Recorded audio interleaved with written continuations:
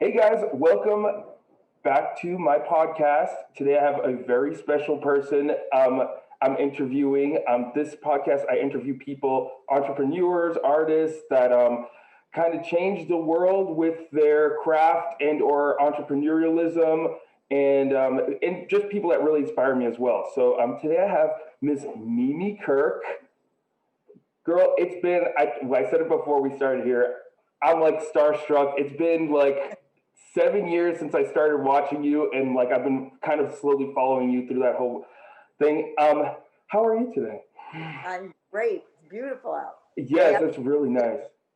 full stomach. Good. Yes, oh yeah, Thanksgiving. I always forgot Thanksgiving was yesterday. I'm not much of a holiday guy, and I'm living kind of away from family right now. Um, I reached out to you via Facebook.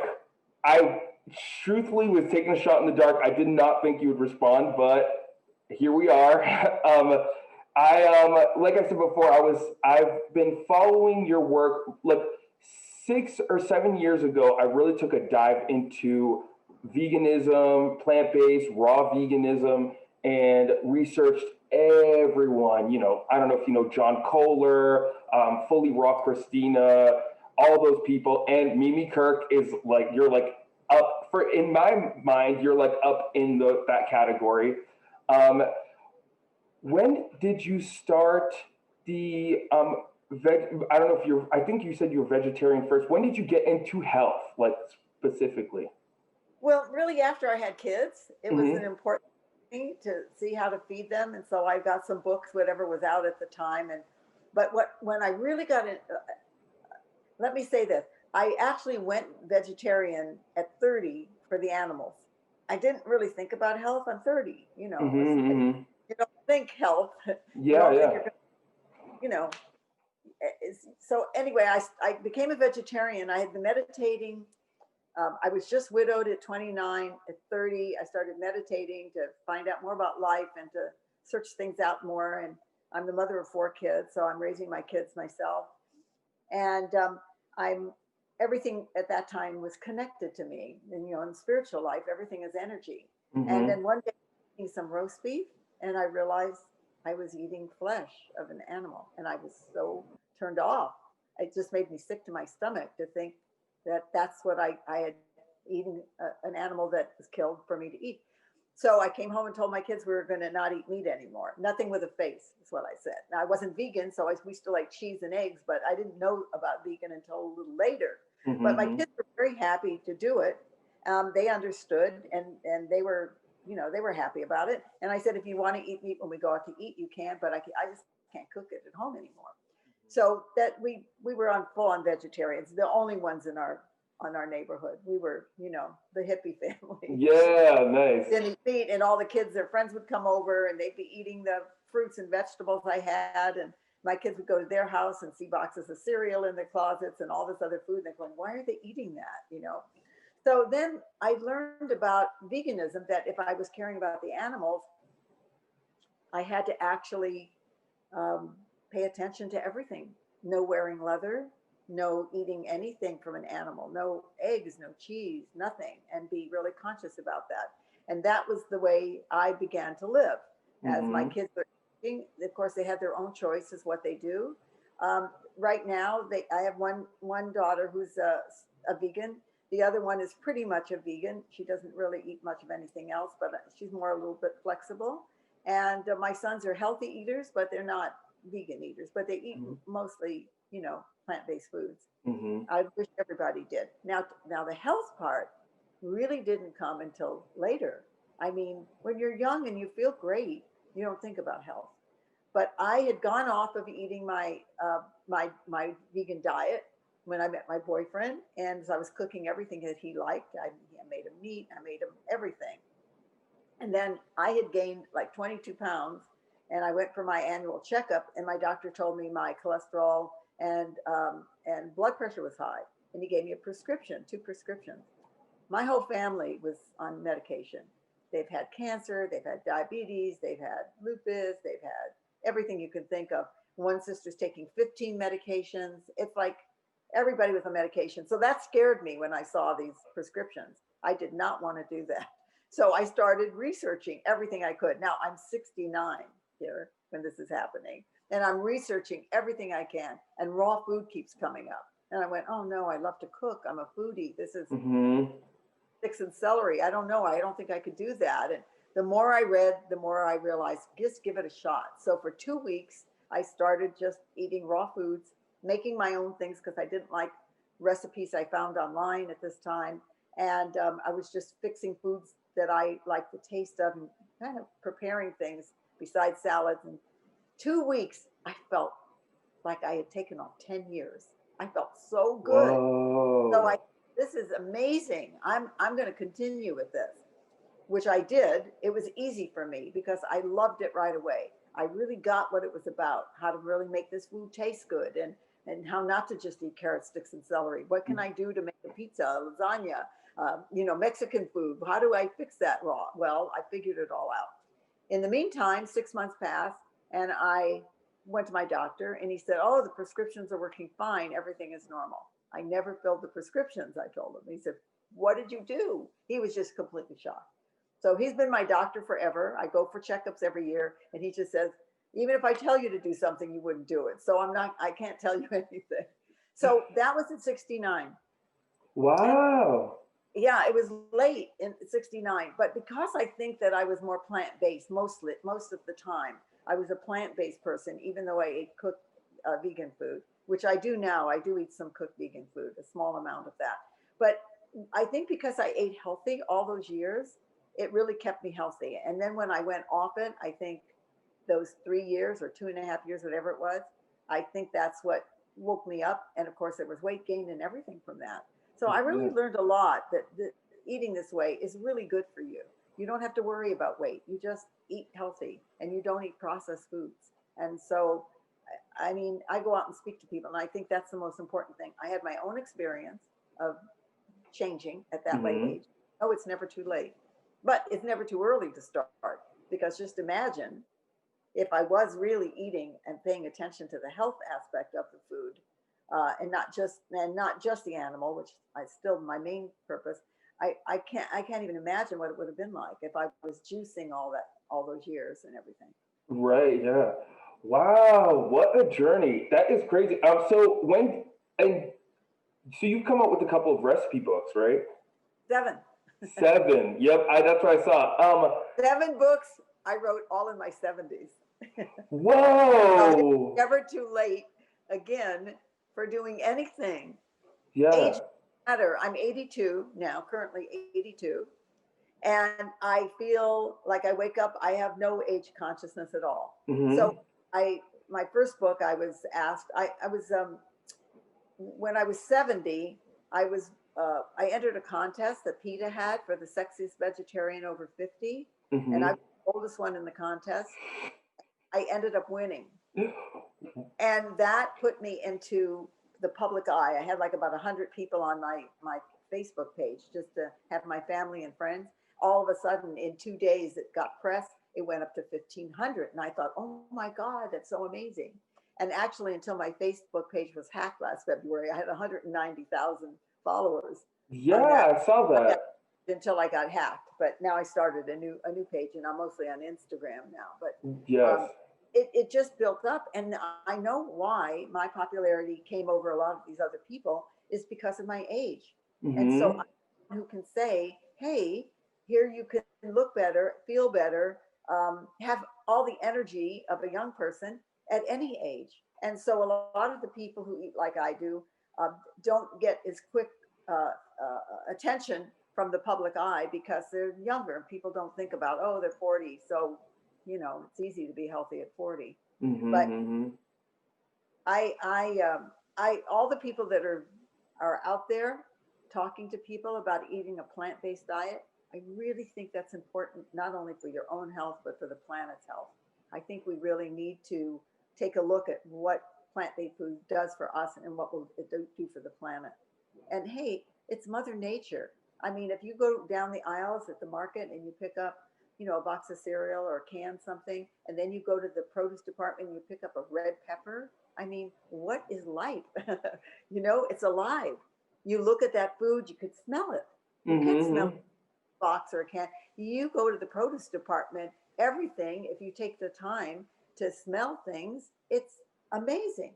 That is bio-identical to your body, and your body just reacts so well when you're eating that food. So Wow. So that, yeah, that you're so right about all that. Do you how have you always been kind of an entrepreneur? yeah, I've had a lot of. I wrote in my first book a lot of my life. So I worked in the film industry for about 17 years after I was widowed.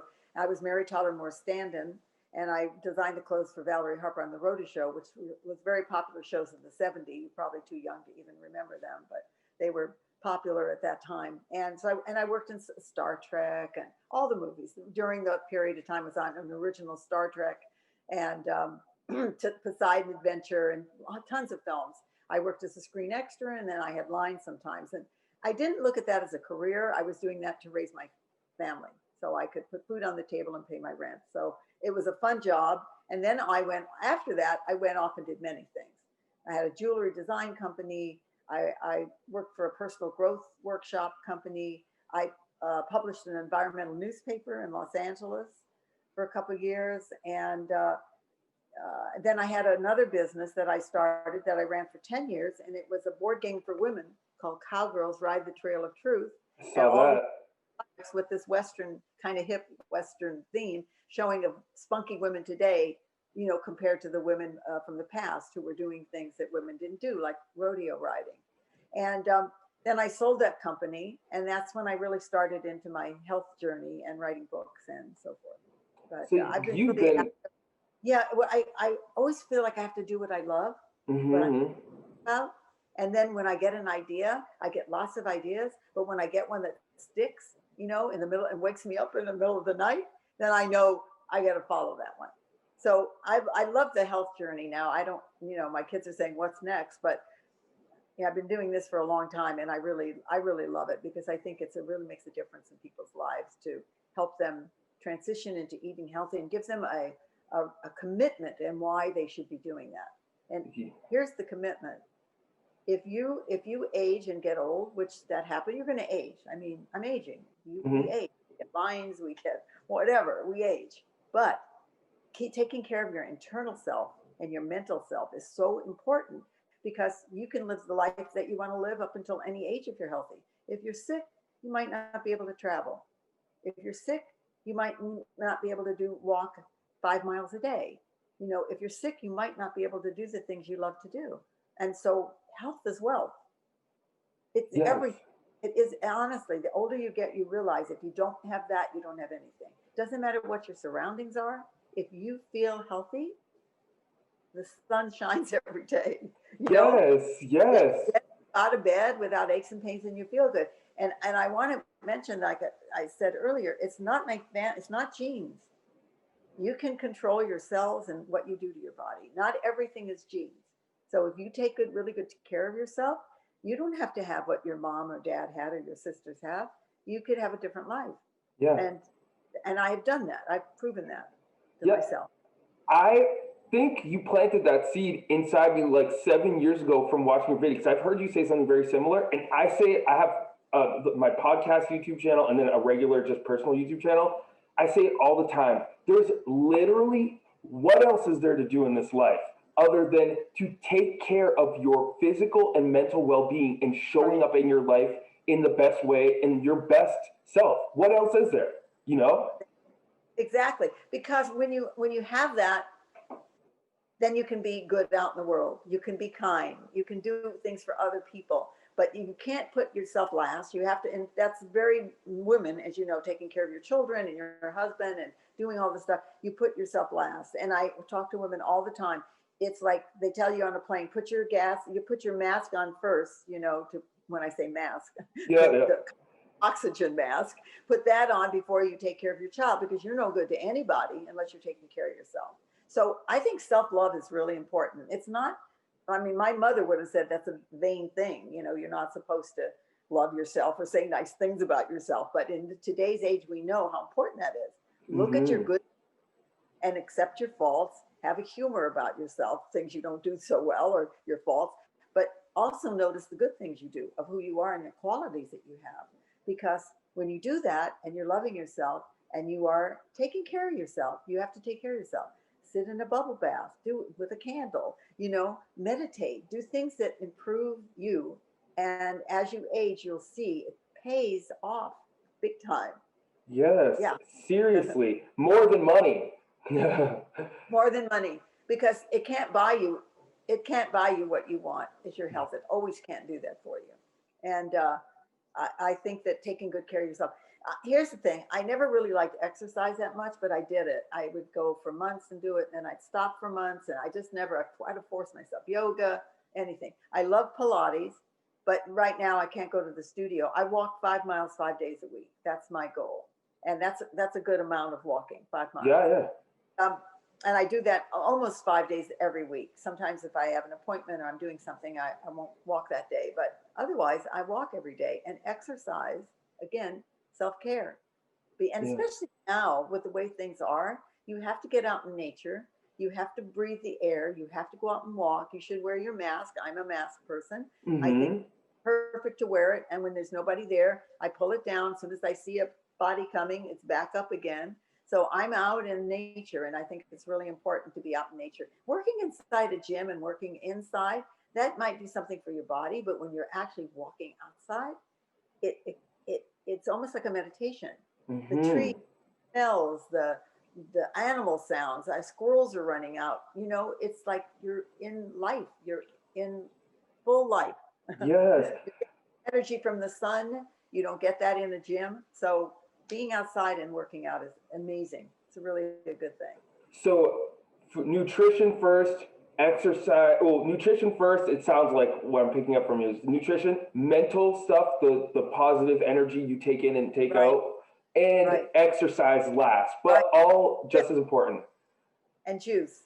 And juice. Woo! I And juice. just got an Omega Oh, 8006 that's juicer. a great. That's a I great. I used to have it, and then I spent some time without a juicer, and I'm like, my skin's breaking out. And I remember I had when I was really into raw veganism, I was I felt like the I remember when I went raw vegan overnight, literally from seeing all these videos, I was like, why not? What else? Like I said before, what else is there in Right. this life? I felt like a beam of light for months. Like it did not Yeah. stop. Yeah. I was like, does this ever end? Is this human potential where we are all super sick, angry at each other, resentful, tired, and then we show up at our jobs and in our personal relationships and we lash out at each other and we're taking making weird decisions at our workplaces, and then we have this option. Yeah. Why And then we are we have. not? Well, juice is live. I mean, it's different than smoothies to me. I've Hmm. written a book called The Ultimate Book of Modern Juicing, and there are smoothies in there. There's some people will just not make a juice. They don't want to do clean it. They don't want to do anything. But just think about this: when you make a juice, as you know, you need like a big bowl of produce. You need a lot of produce in order to get a full 16-ounce glass of juice. In a blender, Hmm. you don't need that much produce. You can put in the liquid and put in some greens and put in some stuff. You actually are only getting a small amount of produce in there because you can't get everything into that blender. But when you juice, you need a lot because only a little's coming out at a time out of the juicer. I'm very lucky. Recently, I was gifted a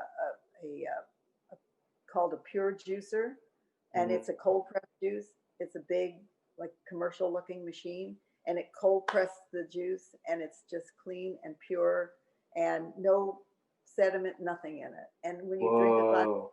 like your eyes open, you feel it because it goes exactly where it needs to. It's pre-digested, which a smoothie is not, because it's got little bits in it and you have to chew it. But when you have a cold pressed juice, which the Omega does that really well, when you have a thin juice like that, it's pre-digested. Your digestive system doesn't have to work, and it goes immediately to all your little cells and everywhere that needs it. That's why you feel so good after juicing. Um, Yes. and I want to step back into the mental thing because, yes, I believe eating is the best. Now, I was 100% raw. I hate to use percents because, fully raw. I ate only raw food for 10 years or 12 years, 10 years at least. And I didn't want to eat anything else. I was satisfied. But then I started traveling a lot. We lived in Mallorca 6 months, 3 months here, 3 months back and forth for 4 years. And I was hungry. Sometimes I couldn't get the food I wanted. It was like I can have a small salad, but that was it. So I started eating some cooked vegan food. And I do eat cooked vegan food now, maybe 20% cooked vegan food. And I feel great. I still feel as energetic. However, it doesn't digest the same. I have to tell anybody that does it. It's true. Raw food, you feel 100% all the time. When you're eating cooked food, it takes you time to digest the food. It sits in your stomach longer. I take digestive enzymes when I eat a cooked meal, but I still think it's healthy. Everybody has to find their place. And I might Hmm. go back to raw sometime. It just depends your lifestyle, what you're doing. And you can't be hard on yourself. If you just juice every day, you're ahead of the game. And then eat a big salad during the day, you're ahead of the game. And then eat a dinner, maybe a cooked vegan meal, if that is what you want to do. But find what works for you, something you can stick with, Hmm. because it's not good if you do it and then you stop and then you can't get back into it again. Exercise Totally. the same way. Once you stop, it's like you're doing this something that's maybe not as healthy, but you can't get back on it again. So find something that works. Learn to fix some raw foods and include those in your weekly meals. Start out like that. Juice every day. That's just, don't forget that one. Just do that. And then just make a choice before you eat something. Look at it and say, is this going to do my body any good? Is it going to be healthy for me? Hmm. And if it's not, and you want to eat it, don't put all bad vibes on it. So I'm off the wagon. And while you're eating it, you're resenting it. No, just eat it and love it as food and just say it's going to give me nourishment. Just stop beating yourself up. Stop making yourself wrong. If you're not eating perfect one time, that's okay. Say tomorrow I'm going to do better. Just be better to yourself. Yes, yes. Because you can't stick with any. That's why diets really don't work, like diets to lose weight, because you're already negative. Like, oh, I don't look good. I got to lose weight.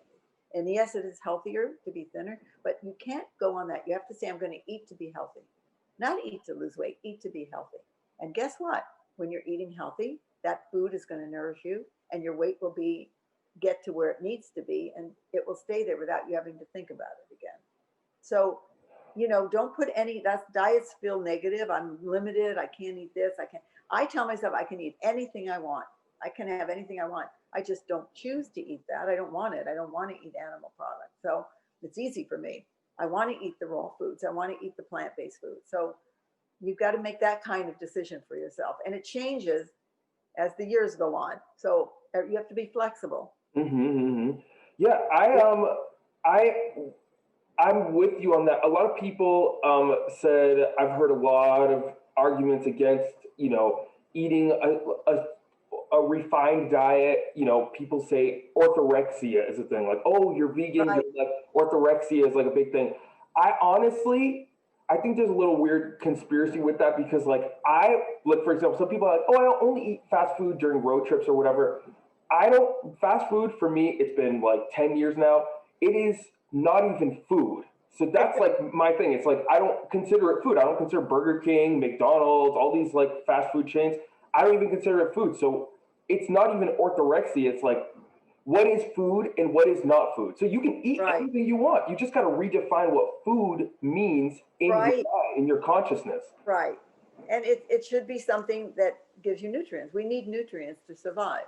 There's Hmm. no in that other food. If you want to go get, uh, you know, a vegan burger somewhere or a regular burger, whatever you want to go to a fast food, that's not going to give you the nutrients you need for the day. You just have to know that. Hmm. You just have to know. It's not like you can't have that, but you have to know you're not getting the nutrients you need. The body can't survive without nutrients. It needs nutrients. This Yeah. is what makes us energetic. It gives us energy, helps us in every single way to think straight. You need nutrients. That's why juicing gives you the nutrients right away. You get a fix like that when you're juicing. You can eat a big salad and you just feel great afterwards. So I think those kind of things are so important. And everything is, this is funny. I think everything is energy because, Hmm. after meditating, I just saw energy in the leaves. I saw energy in the trees. I see energy in everything, in the stone. It's just everything's energy. Well, guess what? Food is energy. Who's cooking your food is energy. That person cooking your food at a fast food restaurant is not looking to make you a beautiful meal. They're just, it's a habit. They're slapping it together. A chef wants to put something really good on your plate. They want a chef who's been trained, who's passionate, and you might know some chefs and you know how they are. They are so passionate about the quality of the food and making that plate look good, and they want the person to love it. They're putting their good energy into the food they're going to serve you. And when you eat that food, not only can you see it's beautiful, but you know you could taste it. When you eat a fast food, that's somebody who might not even like their job cooking for you. So you're putting somebody else's energy, negative or careless or thoughtless, into it. Because I know when I cook, I think about, I want to feed the person I love, the people I love that I'm cooking for, and I want it to be great. So that's, I'm giving it my love. And I think energy, Totally. everything you do. So I love going to, I haven't been eating out now, obviously. We've had some takeout food, but I like to go to places where I know there's a chef in there, somebody who actually cares. When you're eating at a vegan restaurant or an organic restaurant, you already know there's a consciousness about the food they buy. And that's what I want to eat. Why would I want to put anything else into my body? Why do I want to eat pesticides and GMO food? Why would I do that to myself? I mean, unless I think that kind of food is addictive. They Hmm. make it addictive. You buy that packaged food and you eat that, it's addictive. I've eaten it. I know what it is. It makes you want more, and it's no nutrients. It's got fortified vitamins, and fortified vitamins store themselves as fat. They're not bioidentical to the body. The body doesn't know what to do with that fake fortified vitamins. It doesn't do anything for you. So you're eating, you might as well eat the cardboard on the box of cereal than the cereal. At least you're getting roughage. Fiber. Oh my gosh, that's a good point. Instead Yeah, of processed food, you got to leave a little roughage there. So really, live food is great, but you need to know how to prepare it, or you'll be bored.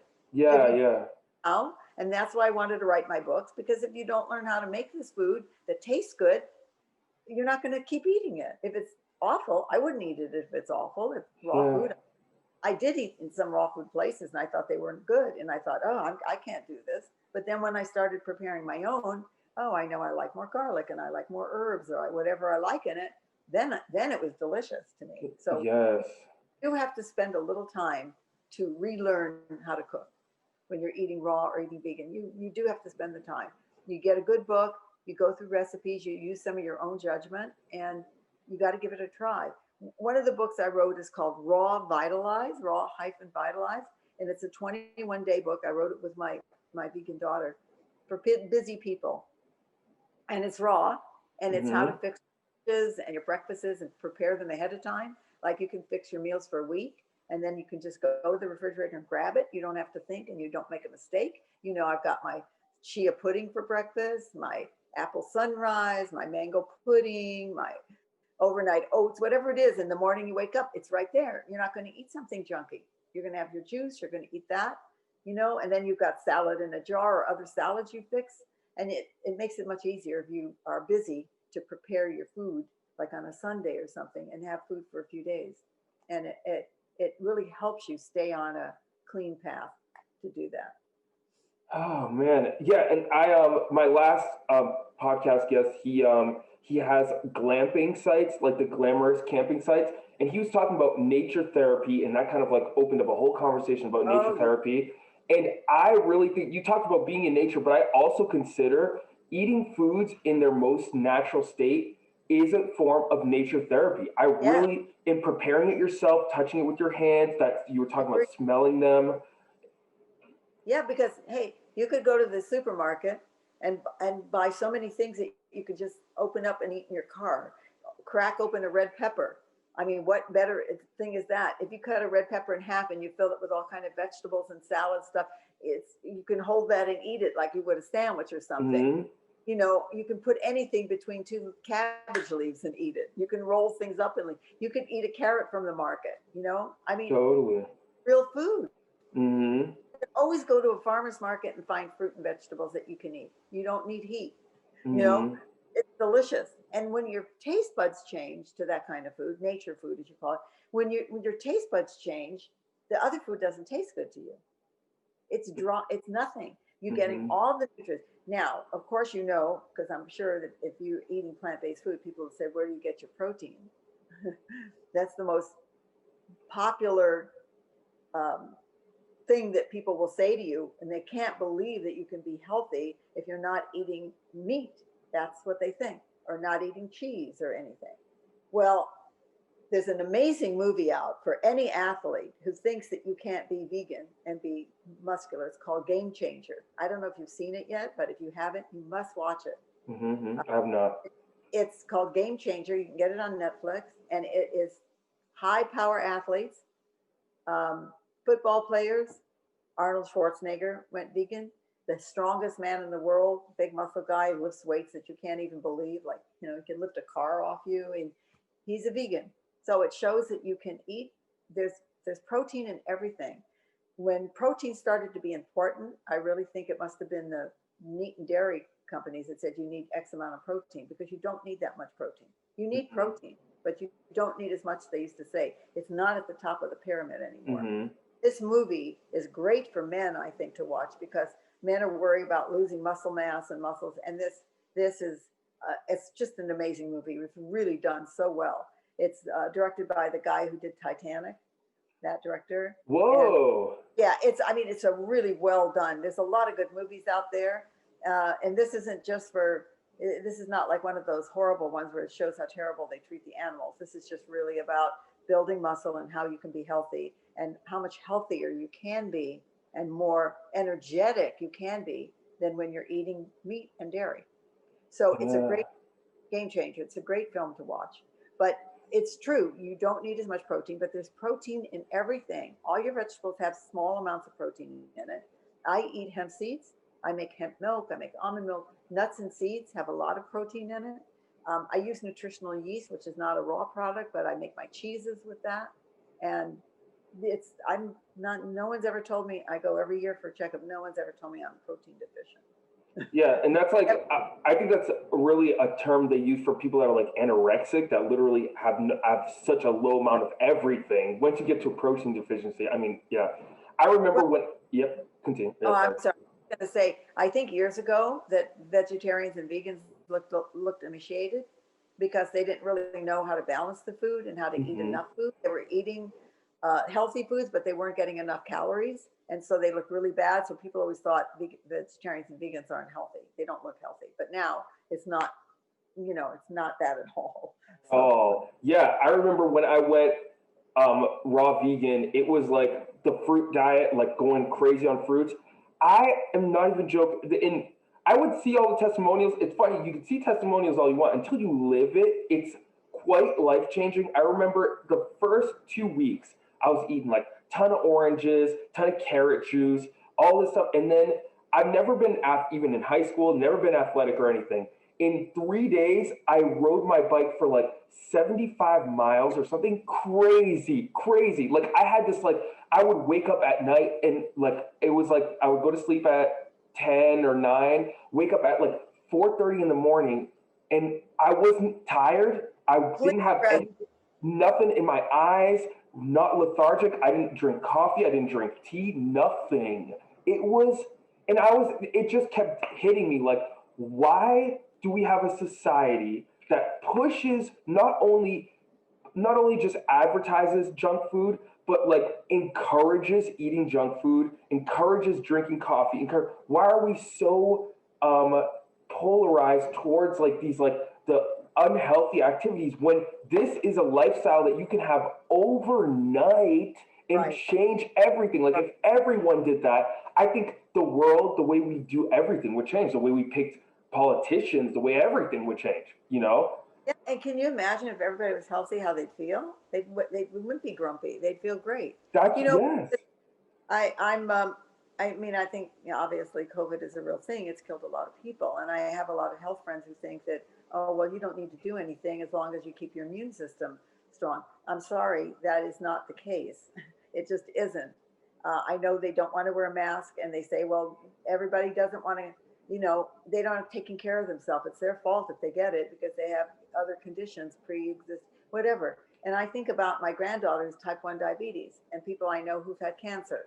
I mean, we're not just wearing this mask for ourselves and saying, oh, well, we have a great immune system, we don't need it. No, you have to wear it because it's the proper thing to do for humanity right now. We just have to do it. It's not right Mm-hmm. to think that you can go without one and maybe you're asymptomatic and you're healthy, so you don't even feel it if you have it. But what if you do have it and you don't know it because your immune system is strong and you might not feel it as much as somebody who has pre-existing condition, but you might be able to give it to them. So I think that yes, they should talk more about food right now. They're not doing that. I wanted to preface it that I'm not saying that if you have a great immune system, you don't have a virus, but strong immune system can keep you from getting a lot of other things. I mean, type 1 diabetes, you can't do anything about that. Type 2 diabetes, you can. Diet can do something about type 2 diabetes. So diet is important. Keeping your immune system strong is very important. And that's for everybody, just so you don't get other diseases, because a lot of the people that are dying have other things that are wrong with them. They are overweight, they have diabetes, they have some other condition, blood condition or something that they have. And those are the people who are more susceptible to not making it through the COVID situation. And somebody maybe with a stronger immune system can, but now there's no tracking anything because young people are getting it, young people are dying. It's not very hard to tell. They don't know enough about what's happening. But let's just do what we're supposed to do right now, honestly. Mm-hmm. For Yeah. those people in my family that might have it, we didn't get together for Thanksgiving. We did a Zoom call. You know, we spent all the holidays together. We're all very close, and we didn't do that because this is just not the time to do it. And I can't believe people are still flying around and thinking, oh well, I want to be with my family. Just pay attention now. And that's the same thing with your body. I want to get off of that because we all know that's an ugly situation we've been dealing with. Hopefully, things will change now in the next few months, and you know, it won't be as bad as it is right now. But they have the worst numbers now that they've ever had. But making a commitment to health is so important for anything because there are going to be diseases out there.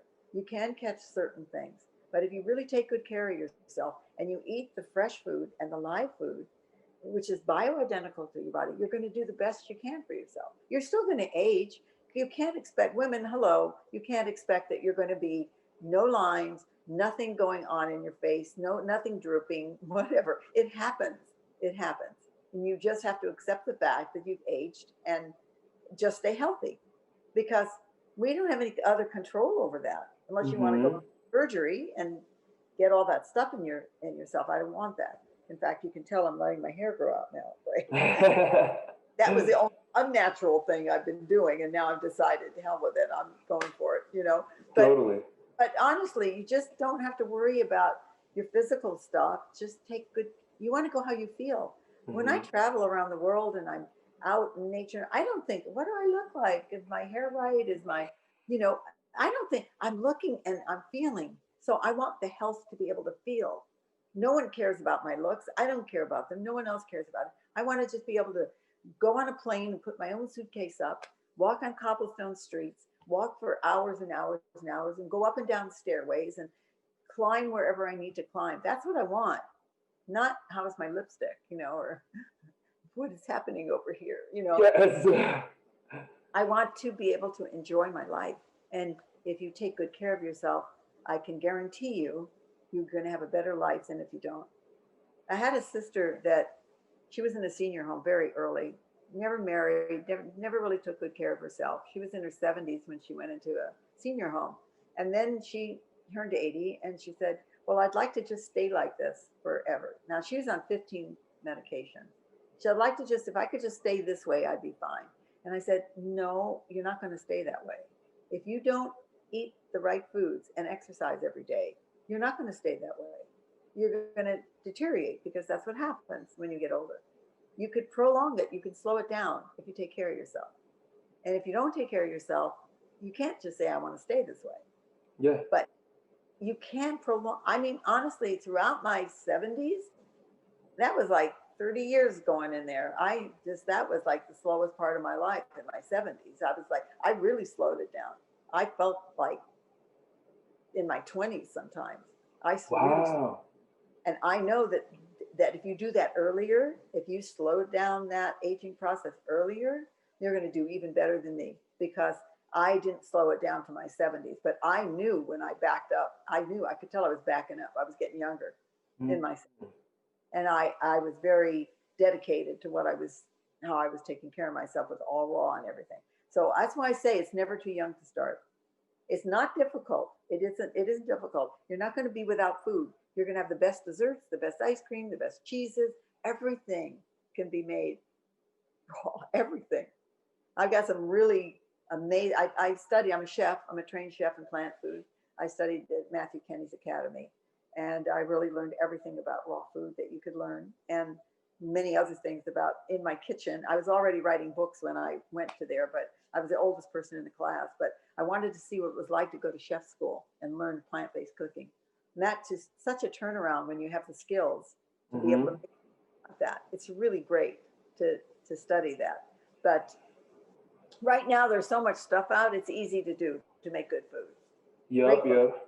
great. There's a lot of great books out. Um, Mm-hmm. I was going to say my website is youngonrawfood.com, young on raw food, and you can see all my books and read a little bit about me there. And then I'm on Instagram. I'm active on Instagram, and I have a lot of YouTube videos out. You've seen some of them, but I have a whole bunch of them. If people want to learn how to make cheese or see how to cook different things, I think my YouTube videos are very instructive. And you know, when you see, I'm looking at the 90-year-olds right now. What the hell are they doing? That's what I want to know. The Yeah, 90 yeah. still running marathons and dancing and doing things. That's my idol, to be able to live that long and be healthy. The people in the blue zone that live to be over 100, why not? Why can't What? we? And living, Yes. it's not living long. It's about living healthy while you're living.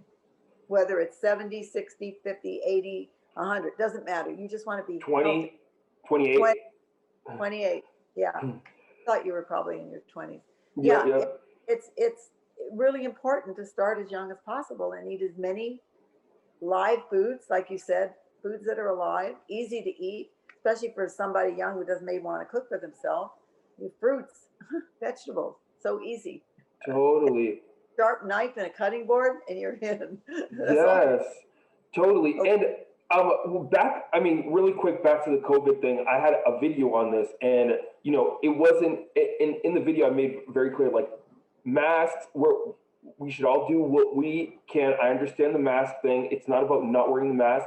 It's about on the time that you're uh, isolated to not. I mean, I'm hearing everywhere that people are drinking a lot more. They're eating, and the only things that are open, especially when it was like really starting, was fast food drive-throughs, which was made no sense.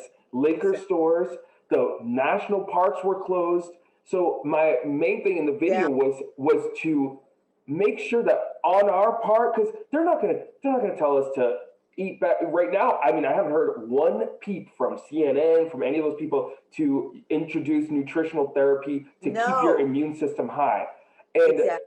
a big thing is that people have been doing that I've been just hearing is, like I said, eating really badly, like frozen dinners or fast food or whatever, drinking a lot, and also the emotional thing of being really stressed out and by yourself. And a huge thing, and I think my theory, I don't know for sure, but why there's a lot of young people hospitalized is because we're stacking these at once. Like we're drinking, eating pizza, and complaining about the thing. In one situation, we're like hanging out with friends and eating and drinking and complaining at the same time, and then waking up hungover, going to a stressful job. We're stacking these little things together, and my theory is that, and the whole point with the video is like on your own time, it does not matter how the world is like, we should always be practicing being 100% as healthy as possible, because that's all we really got in this life is this. I mean, I don't, this house is not mine, this computer, this camera, everything, I bought it, but it's not mine. The only thing we've been gifted truly in this lifetime is our body. So Exactly. yeah, anyways, yeah, that was No, my that you are so right, but I know it's very difficult for young people to think. I have a lot of friends, young friends in their early 30s and late 20s, and they don't. This one girl that I'm on Instagram with, she's out every day, every night, always going with her friends everywhere. Um, she only wears a mask when you have to go into somewhere. But when you sit down at a restaurant and take your mask off, you're vulnerable. We put a seatbelt on when we get in our car because we want to protect ourselves, right? But this mask not only protects you, it protects other people. And these people are out everywhere without it. And I always think of one thing about that, not wearing it. The hospitals are overloaded. The poor workers, the doctors, the nurses, the caregivers in the hospital, they're stressed out. Give them a break. Wear the mask. Don't be so stupid. Don't think, oh, I'll get it and get over it. You might not. Like a lot of people now are, it's carrying on way afterwards. They're not over it. They're finished. They're not. They can't give it to anybody anymore. But they can't think straight. They can't walk. They're out of breath. A lot of that, you don't know if you're going to be one of those. So it's just like when you get in your car, you put your seatbelt on. Just do the same thing. But you're right. You but young people, I understand why it's hard for them because they think this is taking away their freedom, but they also said not eating what they want is taking away their freedom. Sometimes people have to get sick before they learn to take care of themselves. And I try to tell people, don't get there, don't go that far. Just That's a good point.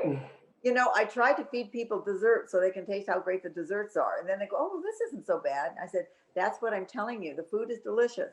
You're not going to be without. You can still eat pasta, zucchini pasta, or you're going to eat gluten-free pasta if you want to eat regular pasta. Just make the best choices you can.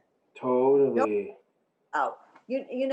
Even in Sardinia, the men who lived to over 100, they drink two glasses of red wine every day. And they're out walking. They walk their sheep, go visit friends, and they have two small glasses of this wine. It's called Cananu wine, and the grape is a Cananu grape. It has double the resveratrol in it, and that's an Oh.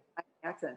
They drink two glasses of wine a day, so it's not like you can't have everything you want. You can have that stuff, but moderation. Two glasses, and you can't save them up and have 14 on the weekend. It doesn't work that way. Mm-hmm. And they're exercising like crazy. All of them walk. So that blue zone is a very interesting thing because it was written about people in different parts of the world who live to be over 100, large groups of them that Yeah, live yeah. 100. And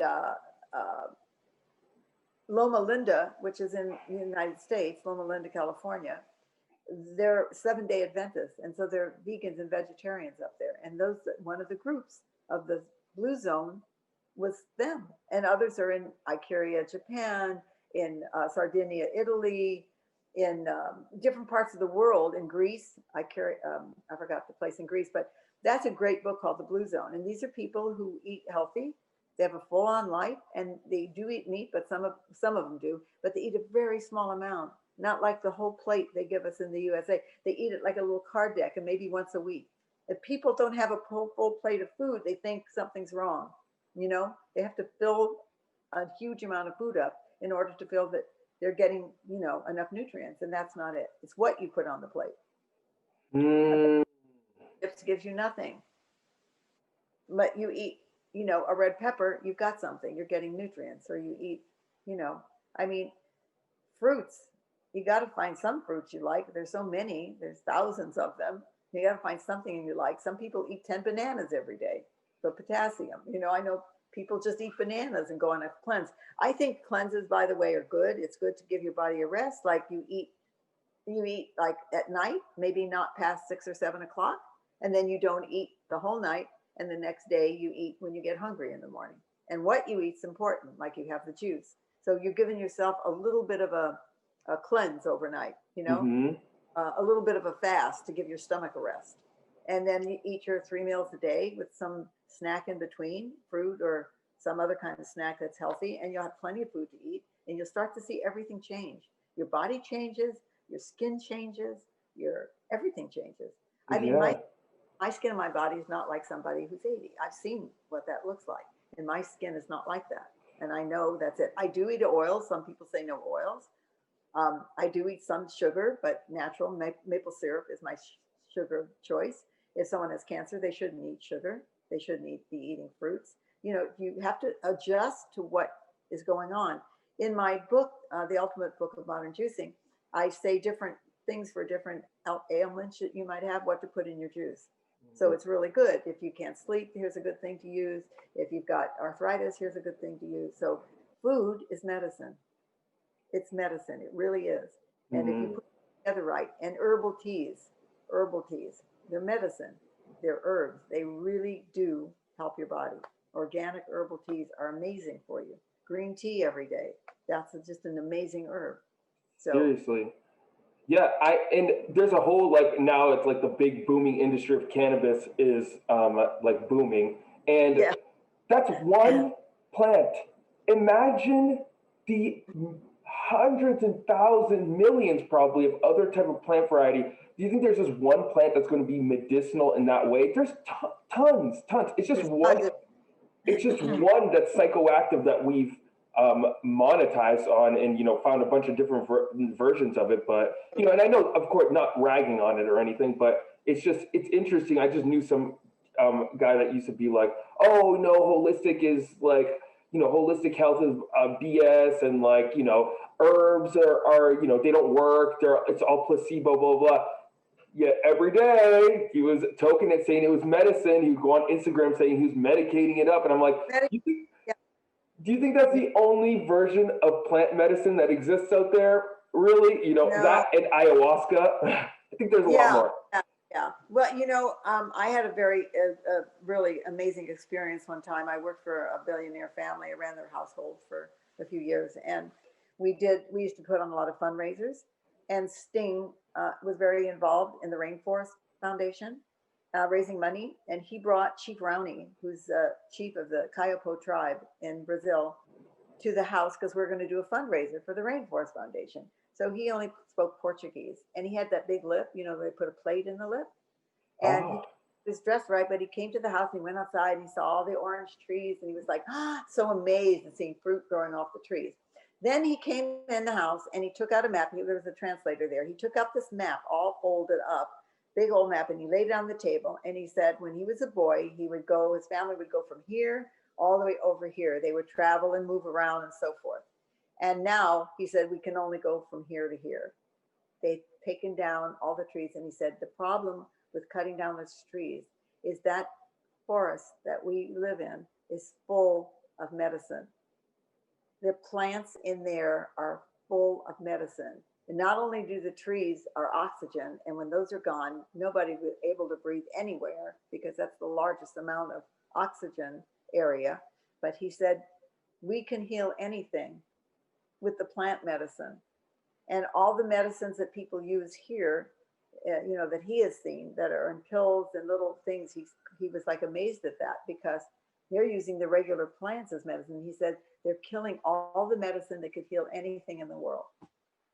I'll never forget everything he said. It was an amazing experience being around him because he lives in nature. And now, because they're cutting down the trees, his tribe is getting malaria.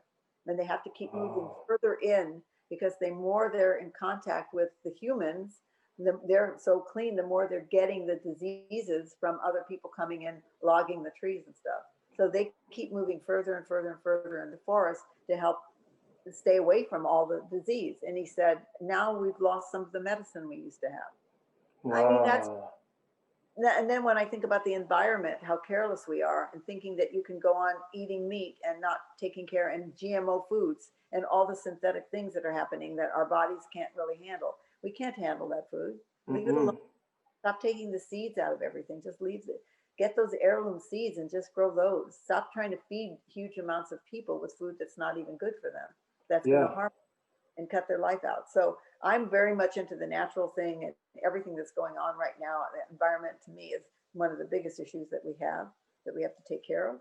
And it's going to have to do with everything. And we're going to have to wake up about putting chemicals into the ground Yeah. and ruining the soil and ruining the food we have. I mean, when you pick up food sometimes at the market, it doesn't even have a scent to it. Peaches that are messed with, no scent. Yeah. Notice the difference from when I grew up, the way food is now. You have to search for that.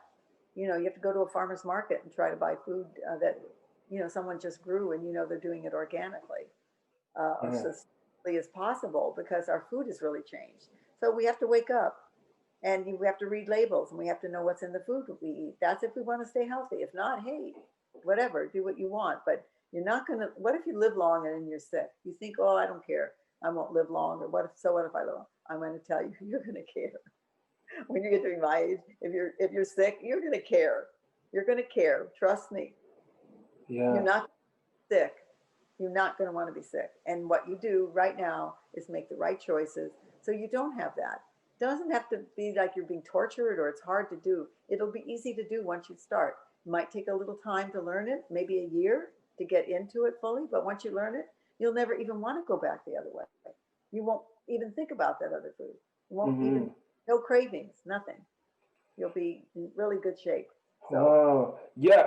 One huge vision I have for my future is my family's all Brazilian. I speak Portuguese. That ah, really resonates with me ah, because GMO farms are very prevalent down there. yeah, Monocropping, just like planting like 5 miles of right, just corn.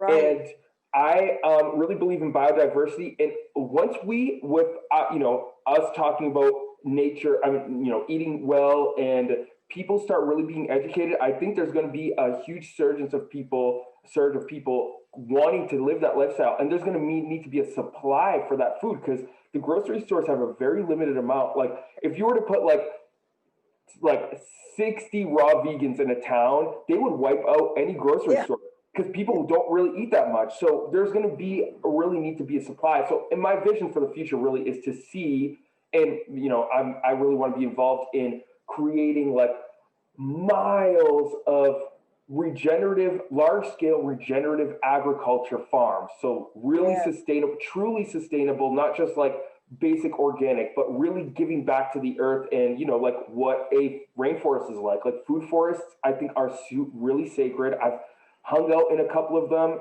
and Yeah.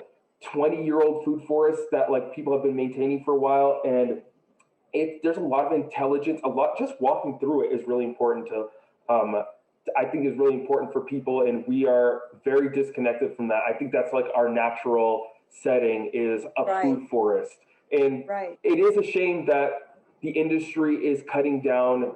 We're so disconnected that we're cutting down Yeah.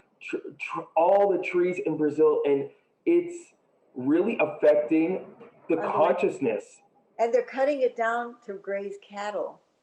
And the cattle takes more water and more everything that you could be feeding people. The water that's used to for the food for the cattle and all this cutting down and blowing. We could be growing food to feed everybody. Because for a pound of meat, I forgot the weight of what how much water is used for just 1 pound of beef. But that's what they're grazing cattle out there. If we really want to feed people, we have to do it a different way, and it's not animal. And Hmm. look at all that horrible stuff they grow. 99% of the soybeans are GMO. All the corn's GMO, and that is ruining the soil. It's depleting the soil. The spray is depleting the soil. You're not going to be able to feed people that way. You think you're going to feed them, but why just feed them? We want to feed them healthily.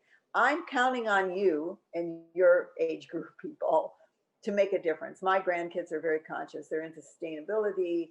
The ones going to college, they're really concerned about the environment, about political stuff, everything. I'm counting on that because somewhere we went wrong. And when I grew up, food was different. I mean, I grew up with food that wasn't sprayed and it was healthy until my mother decided that, oh, she found those little TV dinners and she thought those were so convenient. But before that, she was like really particular. And the food tastes great, it smelled great. It was very different. They weren't using all the chemicals and pesticides and stuff. And once that started happening, when they felt we have to grow more food to feed people, it got ugly. And what they started doing to our food is just terrible. And And I what really, and how really, you see people how their bodies are reacting to it. I go to a mall or a grocery store. We as a humanity, we're very ill. It's getting a little better. People are waking up to it, but we're very sick. My family members, I see a lot of it. If you don't take care of yourself, it really will add up. And yeah, even that's why juicing is important because even if you're eating 100% raw, all the food is depleted in nutrients anyways because of all the farming. exactly. Well, I Yeah. don't. If I eat out somewhere, I know I'm not eating organic, but at home I only buy organic. And I wouldn't juice. I don't drink a juice anywhere unless it's organic. If I'm going to buy Hmm. it out somewhere, it has to be organic. Why are you putting all those, stripping out everything? What do you think you're getting in the chemicals, from the juice? It's not good. Well, there's so many things to do. Even with all that, I'm very hopeful Hmm. that I'm really hopeful. I'm sounding like I'm a doomsday and this is all terrible, but I'm only mentioning these things because I know things are starting to change. When I first became a vegetarian, I was alone. I also knew that the environment was an important thing. I used to make my kids bring back the paper bags and boxes to get the groceries in. I don't know how I knew that, but that this was in 1970.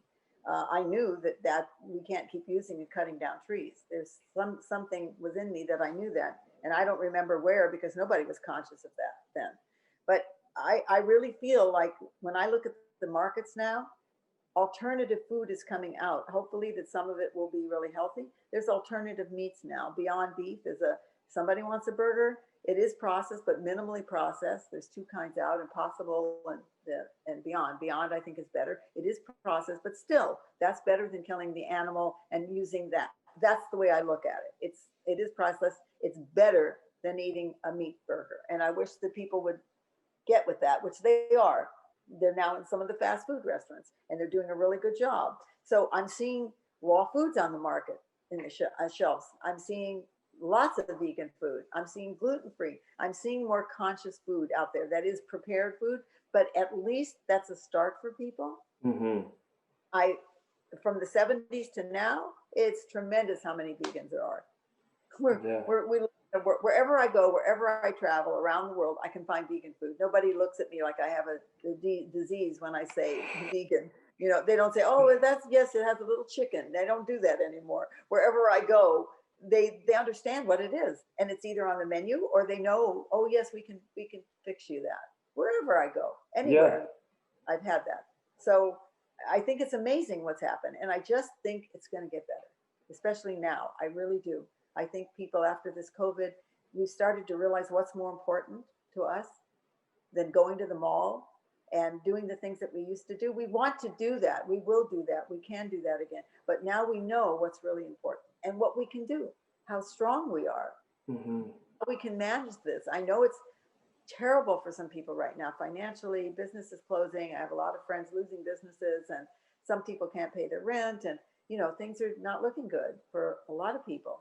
And I really feel for that, but I just know there's going to be a light at the end of the tunnel. I just know it.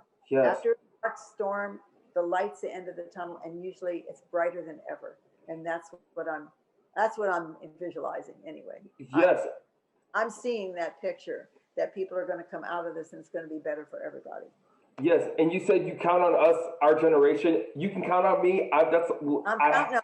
Yes, well, this is my whole mission here is to like kind of use social media to, you know, make people turn this direction, at least just look. And then there's some people that are not going to be into it and that's fine. But there's some people that they need to see a food forest. They need to see people eating healthy so they know that it's not this like far away, like crazy thing, healthy food or whatever, or sustainability is not this just idea. It's not just windmills and stuff. It's really, like wind turbine power stuff, solar panels. It's more than that. It's more of like a lifestyle for us to take on, and with that, it'll change things. So that's my whole mission here. So I'm glad you said that because you can count on me. I'm counting on you. Can. Kenny, who owns lots of restaurants now, and that's who I trained with when I learned to cook plant-based. He calls this up the future of food. And his food, you go in there, you don't think, oh, where's the meat? Where you just eat this delicious food. It's so damn good, you don't even think you're missing anything. And that's what he calls it, the future of food. And that's the way I'd like to think of it, that the future of food is going to be very different than it is right now. And I'm going to stay healthy so I can see it happen. Amen to that. Okay, well, I think that's a good place to end it there. What do you think? Yeah, I think it's great. Okay, sweet. Well, thank you again, Mimi. Oh my God, inspiring so many people with this conversation. It's a great conversation hanging out with you for a while. Yes, totally. I think we made it to like an hour. And so I followed you on Instagram. I'm going to tag you on all of the promos and all that. Oh, and I can tell people to listen to it. Sweet. Okay, well, thank you everyone for watching. And we are, that was an amazing talk. I'm going to be thinking about this for the rest of the week now. Thank you again, Mimi, for even coming on. Like I said, I really didn't even think that I was going to be able to reach you. But sweet. Okay. Well, thank you, everyone. Thank you so much.